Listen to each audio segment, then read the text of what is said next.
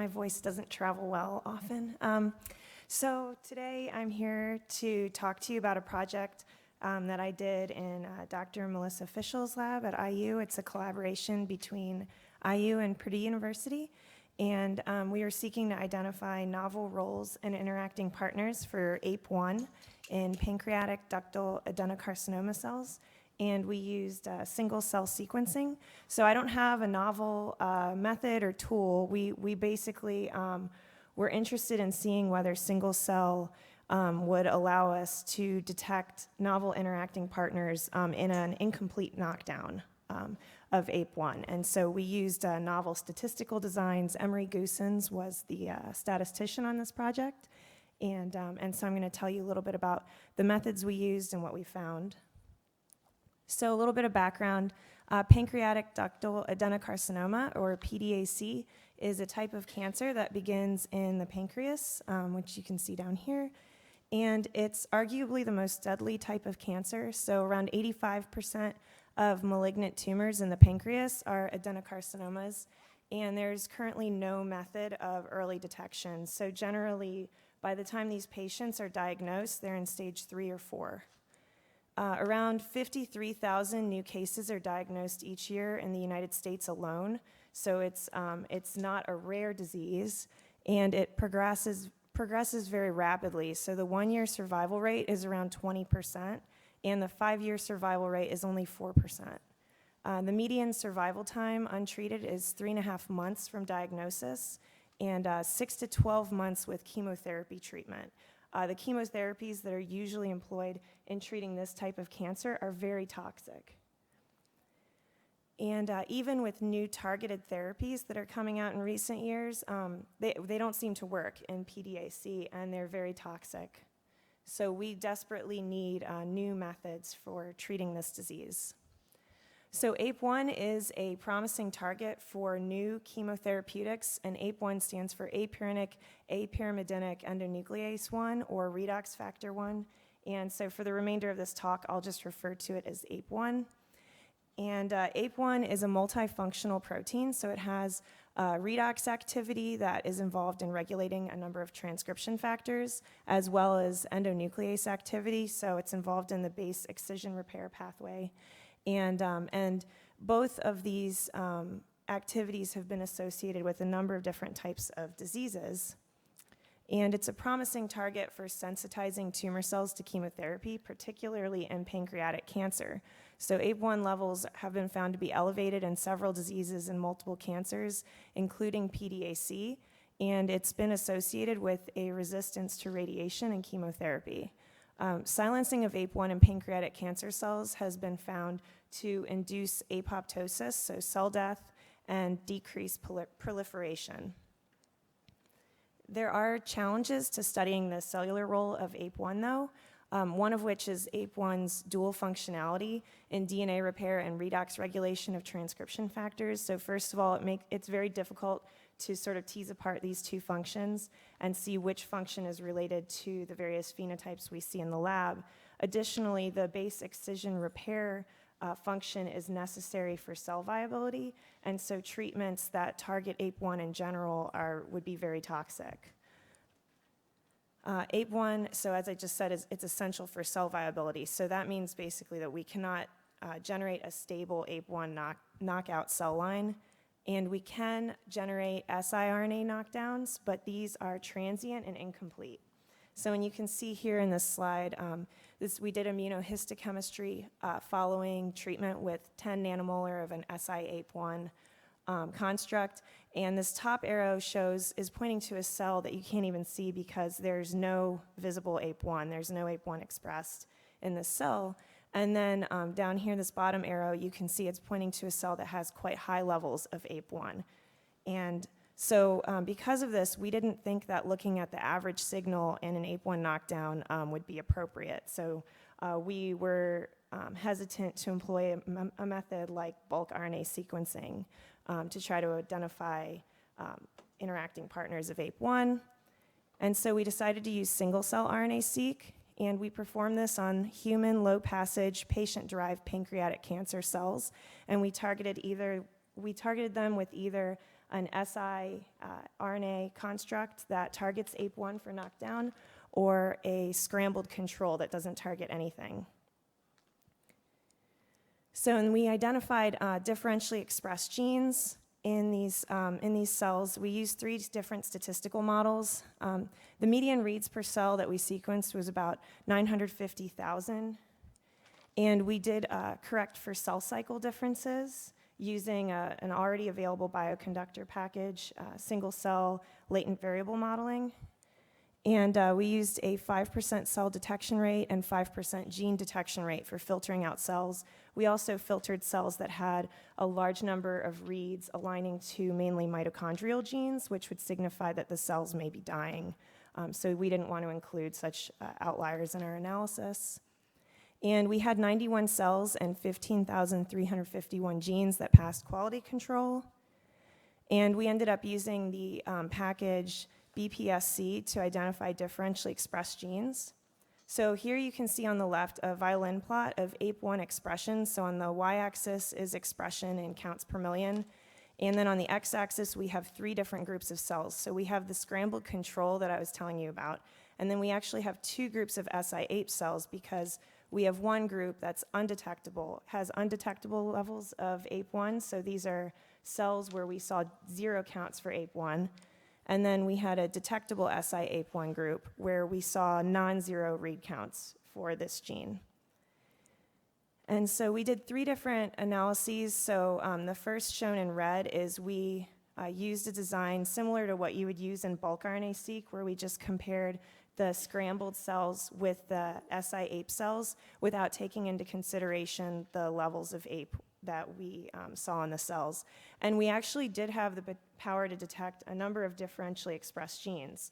So this was interesting. We detected 1,950 differentially expressed genes. So we probably could have employed a bulk RNA-seq approach and found differences. But then we also wanted to leverage the power of single cell, and we treated then in this design, this green design here, the scrambled cells different from the detectable SI-APE cells and different from the undetectable SI-APE cells. So we just used dummy variables here, and this allowed us to compare scrambled with detectable APE, scrambled with undetectable SI-APE, and then scrambled with both groups of SI-APE cells. And we found all but 5 of the genes in the original analysis were also included in this analysis. In the differentially expressed gene list, but we also found an additional 900 or almost 900 genes. So this seemed to really increase our power. And then we also were curious whether there were a lot of differences between the detectable and undetectable SI-APE groups. And so that's what's shown in blue here.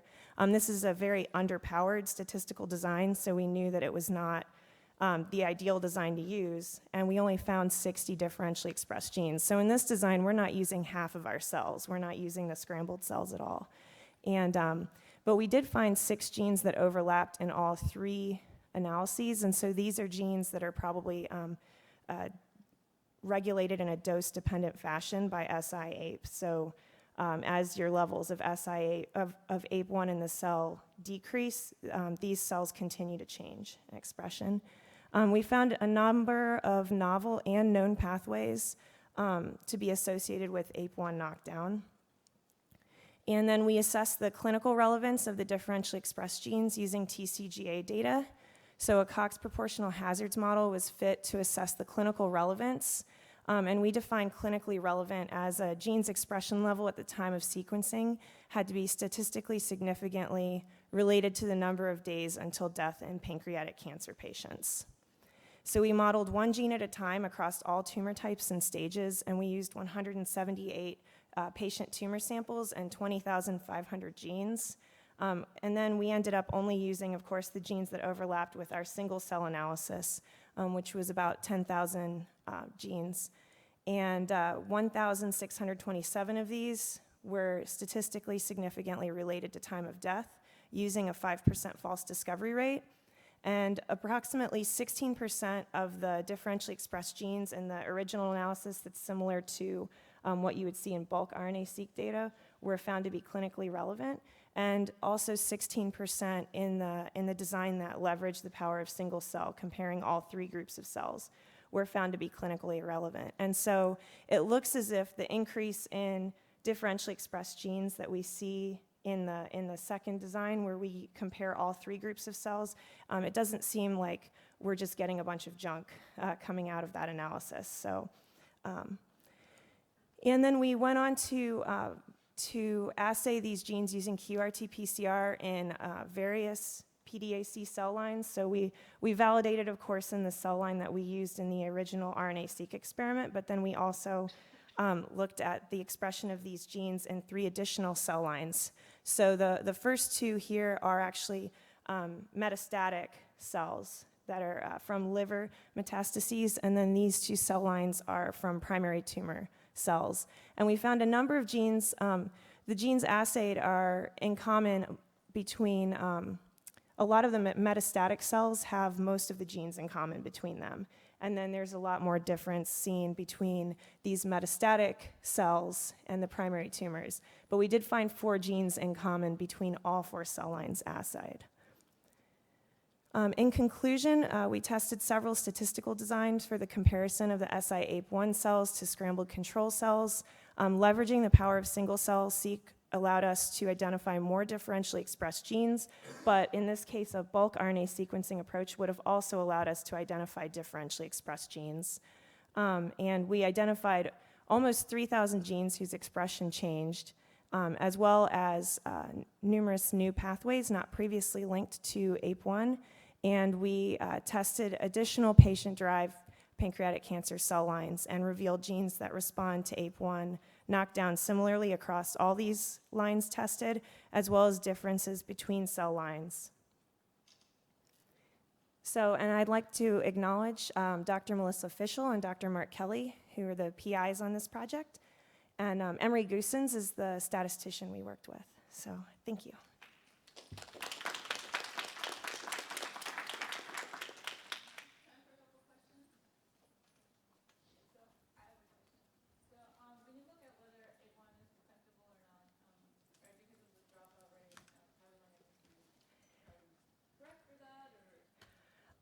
Well, we can't actually tell whether APE1 is not detected because of technical issues, because we're not sampling it, or because of the biology. And there's really no way to detect it. I think if we knew more about APE1, maybe we could do something where we look at known interacting partners of APE1 and try to figure it out, but there's just not much known about it. So it's...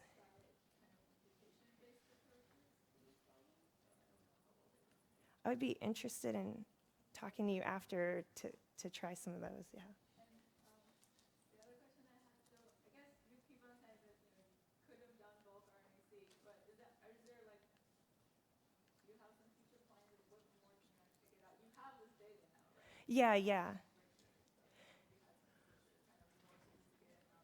Yeah, we're also doing, so tumor microenvironments are often hypoxic, so we're actually doing a similar analysis under hypoxic conditions, and then we are also looking to refine the statistical analyses, as well as Emery wants to test the design he used on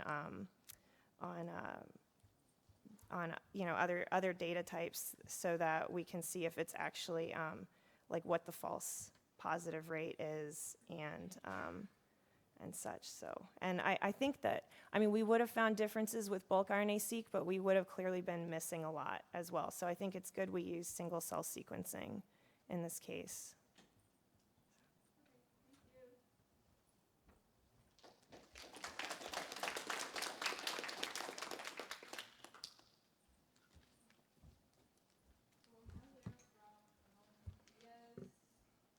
How do I